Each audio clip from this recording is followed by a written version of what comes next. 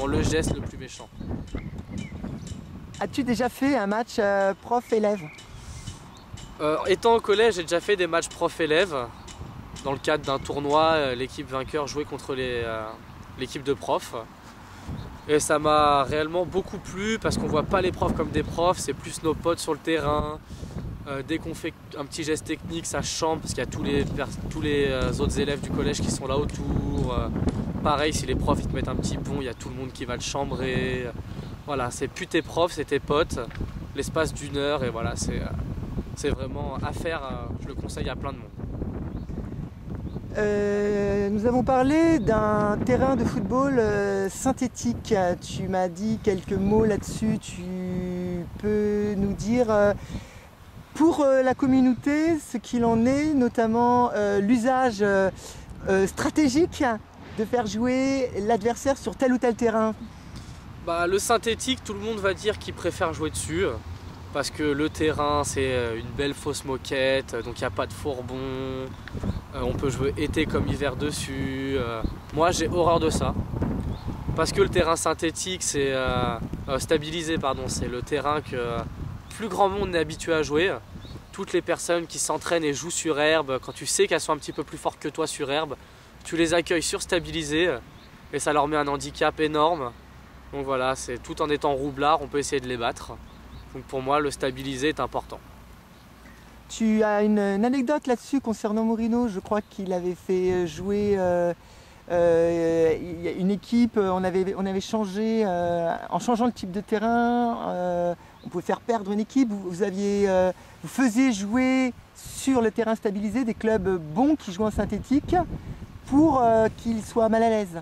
Mourinho n'avait pas fait ça, c'était par rapport... C'était le sable. C'était le sable. Oui. Il y a eu l'herbe aussi qu'il a fait là dernièrement. C'est de ça dont je voulais te parler. Où il a laissé pousser la pelouse le double de ce qu'elle était habituée à être pour pouvoir justement déstabiliser l'équipe adverse. Ça n'a pas fonctionné cette fois-ci, mais voilà, c'est des petites choses qui peuvent faire une énorme différence dans un championnat ou dans un match.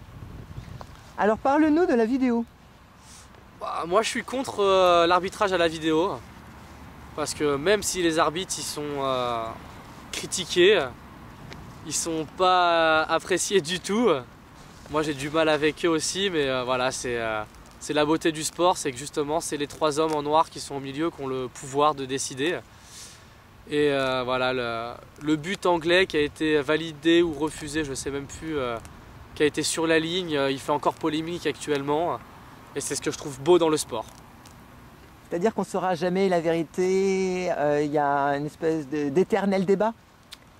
Ouais, mais c'est ce qui fait la magie de certaines actions, de savoir s'il y a eu faute ou il n'y a pas eu faute. Sans vidéo, la France, ils auraient fini à 11 la finale en 2006. Donc voilà, c'est des petites choses qui font que sans vidéo, pour moi, le foot, c'est plus beau. Quel pronostic fais-tu pour la Coupe d'Europe 2012 et la Coupe du Monde 2014 au Brésil? Pour la Coupe d'Europe, par rapport à ce qui se passe en Espagne actuellement entre le Barça et le Real, avec autant de joueurs catalans et madrilènes dans l'équipe, je pense que ça va exploser. Une équipe que j'aime pas du tout mais qui est très très forte, c'est les Allemands. En 2006 on les a vus, en 2010 une équipe super jeune mais qui a été très très loin, donc là avec beaucoup de maturité, ils sont costauds, je les vois bien aller au bout. Et pour la Coupe du Monde, chez eux, le Brésil, je pense qu'ils vont être au-dessus du lot. Ils sont chez eux, il y a le public, on a vu ce que ça a donné en 98. Pas les Américains? Pourquoi pas, mais pour moi ils sont encore à des années-lumière de nous. Aux États-Unis c'est le soccer, c'est plus les femmes qui jouent au foot que les hommes. Et voilà, pour l'instant le palmarès aux États-Unis c'est créé que les femmes. Ce qui est bien aussi justement de montrer que les femmes sont plus fortes dans certains pays que les hommes. Et l'Afrique? L'Afrique, il y a la Côte d'Ivoire que je suis tout particulièrement pour Drogba. J'espère qu'ils vont faire partie de cette Coupe du Monde et qu'ils arriveront au moins à passer les matchs de poule. Cette année, on a vu le Ghana qui a été quart de finaliste, il me semble. Voilà, ça s'est joué au tir au but à la fin face à l'Uruguay. Et voilà, j'aurais apprécié qu'ils se qualifient parce qu'une équipe africaine en demi-finale, voilà. Une équipe africaine finaliste, je demande que ça. Ça changerait beaucoup de choses envers beaucoup de monde dans le sport. Tu es pour le Paris Saint-Germain, je crois. Absolument pas, je suis un grand supporter de l'Olympique de Marseille depuis que je suis tout petit. C'était la passion de mon père et il me l'a transmise. Voilà, il a connu les époques des Papins, des Waddle, donc voilà, des Moser. Moi j'ai suivi, voilà. J'ai commencé à suivre Marseille quand il y avait Laurent Blanc, Ravanelli, cette période-là, et je suis toujours l'OM. Même si le jeu il est pas beau, il gagne. Il gagne et c'est le foot que j'aime. Le foot qui gagne. Tu es un ultra ou non?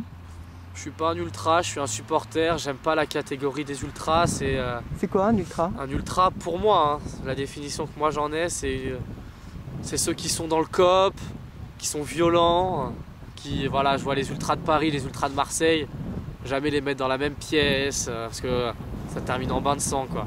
Voilà, moi le foot c'est du sport. Encore la semaine dernière, voilà, je suis fan de l'OM, j'étais au Parc des Princes voir le match contre Valenciennes. J'ai passé un super moment, j'ai rigolé avec des supporters parisiens sans leur dire que j'étais pour Marseille, bien sûr. Mais voilà, c'était voilà, le foot pour moi, c'est passer des bons moments dans n'importe quel stade, étant pour n'importe quelle équipe.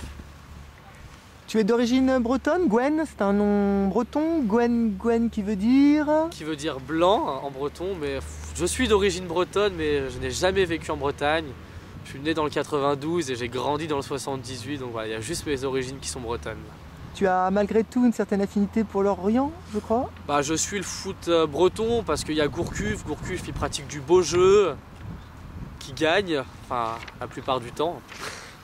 Et voilà, c'est une belle petite équipe, un beau petit club, voilà, un club sain. D'accord, alors Gwen, je vais te remercier d'abord. Bah, merci à vous.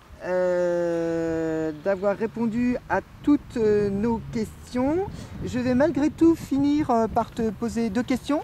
Pas de souci. Quel est ton pire souvenir au football d'abord? Mon pire souvenir au football, c'est un tournoi le tournoi de ma ville que j'ai perdu au tir au but en finale, étant gardien.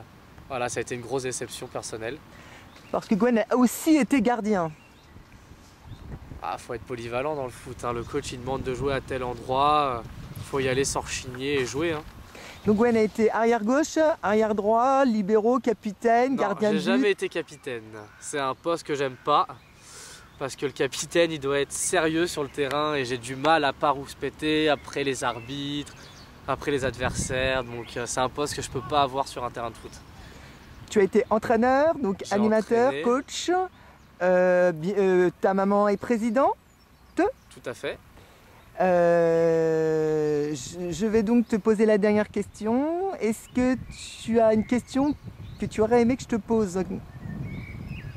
Pas spécialement, non. Je pense qu'on a bien abordé le sujet du foot, les gros points sur le football, et voilà. Après, je vous ai dit ce que moi je pensais du football. Après, chaque personne pense différemment et c'est ce qui fait que toutes les équipes sont différentes au football. C'est que chaque coach met sa patte sur son équipe, donc chaque équipe est différente. Alors il y en a une qui est différente de vous, c'est Bois d'Arcy. Vous allez rencontrer Bois d'Arcy dans quelques jours, qui est la 2e du championnat. Vous avez donc le match le plus important de l'année. Si vous le gagnez, vous passez, je crois, dans la division supérieure. Bah, on est premier, ils sont 2e. Si on gagne, on n'est pas sûr de monter, mais presque. On a pris une grosse fessée à l'aller, parce qu'on a pris 4-1. Donc là, bah, on va jouer pour tout faire, pour essayer de... À domicile? À domicile, chez nous, pour essayer de tout faire pour gagner. Voilà, on va se donner à 100%, 200% même, mais voilà, le match, on ne le perdra pas. Alors Gwen, on te souhaite bonne chance. Peut-être que les internautes vont suivre un petit peu de ce match. Pas de souci, c'est à Buc à 15h30 au stade André Dufresne, à Buc. Merci Gwen. Au revoir. Et bon match. Merci.